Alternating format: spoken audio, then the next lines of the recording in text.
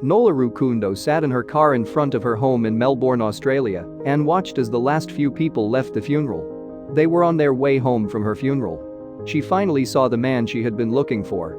When she got out of the car, her husband was so scared that he put his hands on his head. "Am I seeing things?" She remembered what he had said. "Is that a ghost?" "Surprise! I'm still alive," she answered.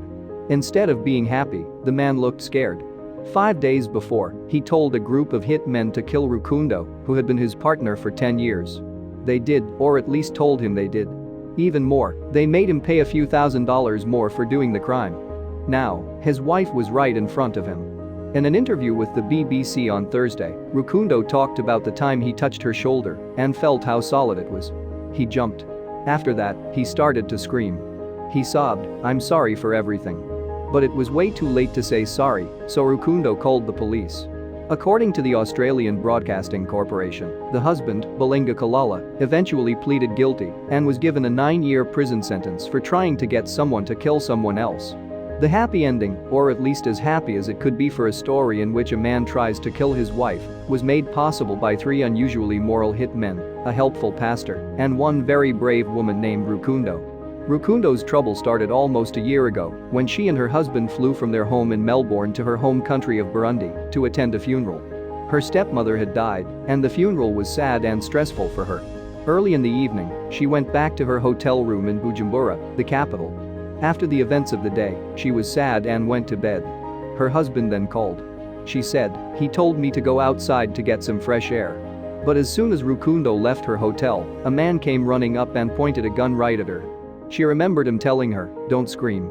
I'll shoot you if you start yelling. They'll catch me, but not you. You'll be dead already." Rukundo was scared, but she did what she was told. She was put in a car and blindfolded so she couldn't see where she was going.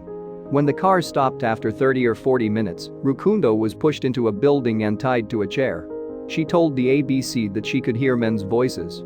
One of them asked her, "What did you do to this man that he would pay us to kill you? What do you want to say?" Rukundo demanded. "Belinga sent us to kill you." They told a lie. She already told them. They laughed too.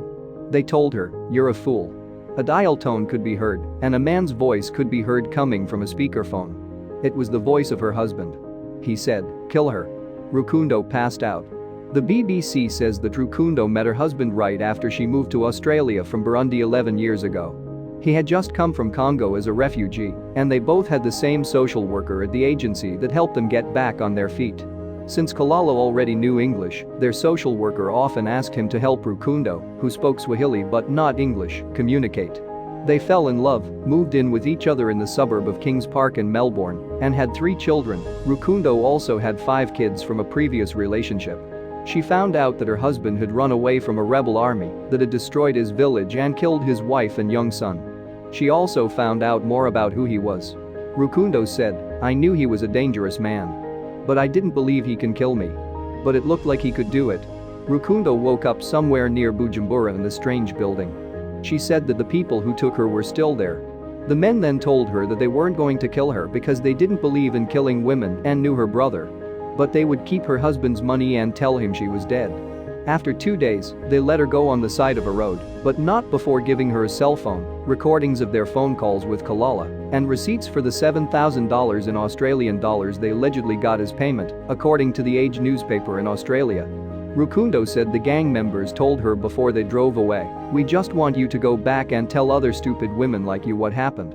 Rukundo was scared, but she was still alive and very determined, so she started planning her next move.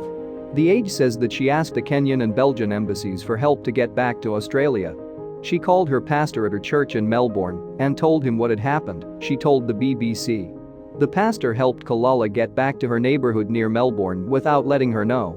While this was going on, her husband told everyone that she had died in a terrible accident, and the whole town went to the family home for her funeral.